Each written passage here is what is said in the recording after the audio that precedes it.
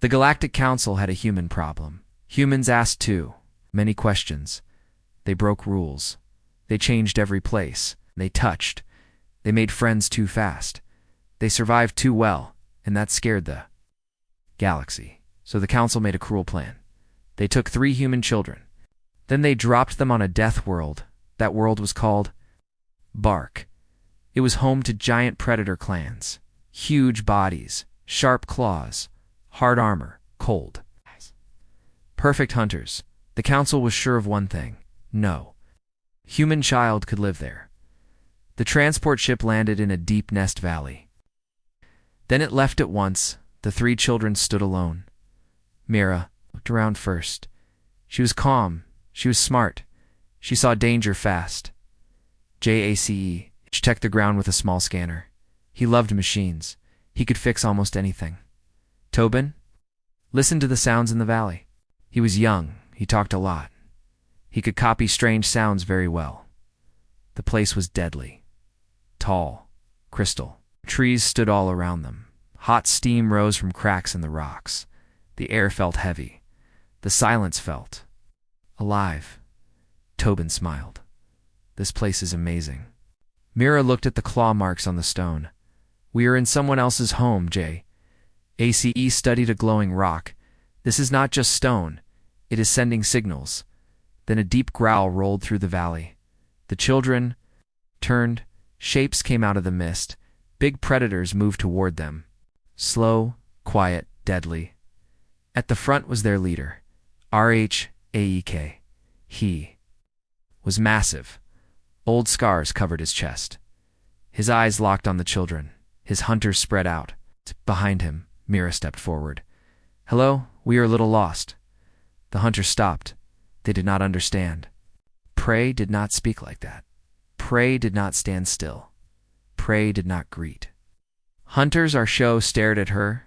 You stand in the nest grounds of Clan Reth. Mira nodded. Good. Then we found the locals behind her. Jace moved closer to a crystal tower. Mira did not even look back. Jackie raised his scanner. This thing is active. I need 1 minute. Tobin started copying the clicking sounds of the hunters at first. It sounded silly, then it sounded close. One young hunter stepped back in shock. Rack looked more confused than angry now. You are not afraid? Mira looked up at him. Should we be? No, Hunter answered. Then the ground cracked. A crystal root broke under. Tobin's feet. He slipped. He fell toward a deep steam fissure. RHAEK. Moved at once. His arm shot forward. He caught Tobin before he fell. The whole valley went still. Tobin looked up at the giant predator. Thanks, Tersh. Slowly. Set him down. Something changed in that moment. The hunters felt it too. They should have seen weak prey. But they did not. They saw a child. A small one. Someone to protect. Jace looked at the broken ground. This crack is not natural. He scanned the valley again. Then his face changed. There is a power grid under this nest. It is failing if it breaks fully. This whole valley could fall.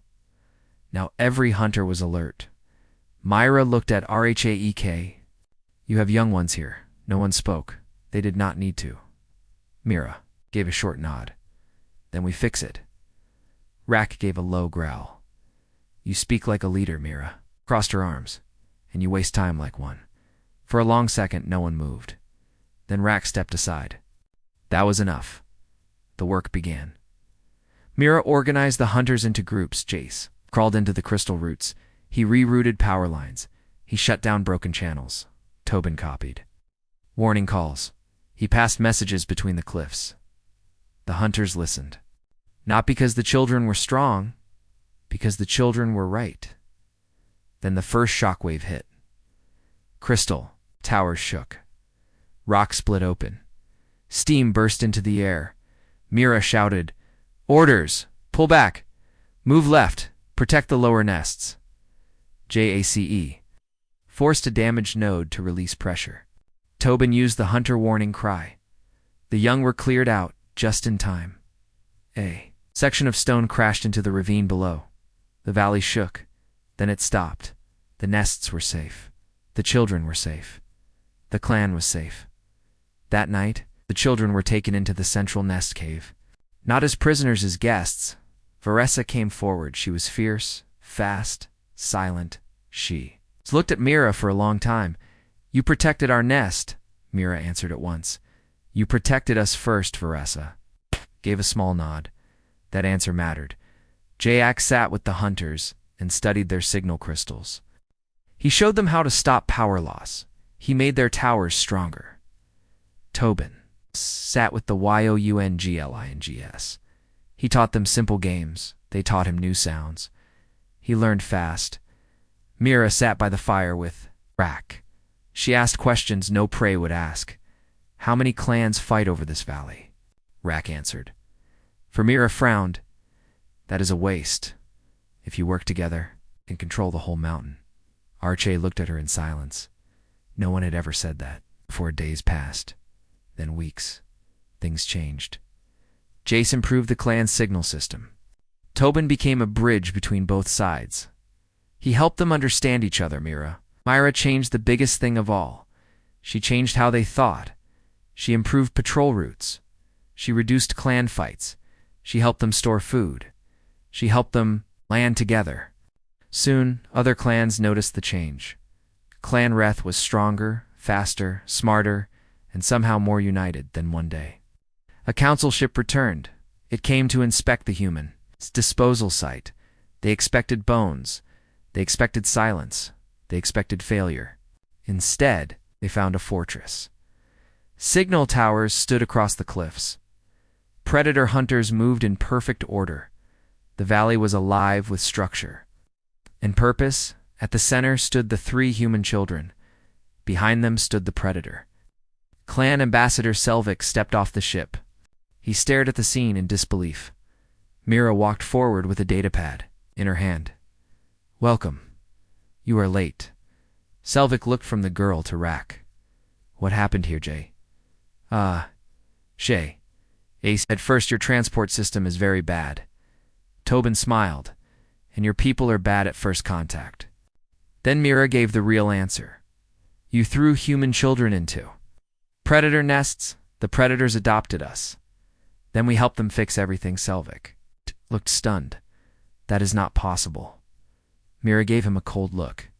"That is what the galaxy always says before humans prove it wrong." Behind her, more hunters stepped out from the rocks. More clans, more allies, all united. Rak raised his head. The valley shook with one powerful clan cry. It was not a hunting call. It was a warning. The children belonged to them now, and anyone who threatened them would face all of Varkesh. The council had sent the children there to disappear instead. They created something far worse for themselves, a new alliance. Strong, loyal, fearless, human, Myra. It lifted her datapad. "We made a list of changes for the council. You should hear them." Selvik said nothing. He only stared at the children, at the predators, at the world his people thought was a grave. Now it was something else. Home, a family, a rising power, and the galaxy finally learned the truth. The most dangerous force in the universe was not a monster. It was a human child with no fear, a sharp mind, and a heart big enough to turn predators into family. Thanks for watching on Neon Cub Tales. If this story grabbed you, hit like right now. Comment your favorite moment below, and share this with a friend who loves sci-fi stories. Subscribe to Neon Cub Tales for more wild HFY adventures.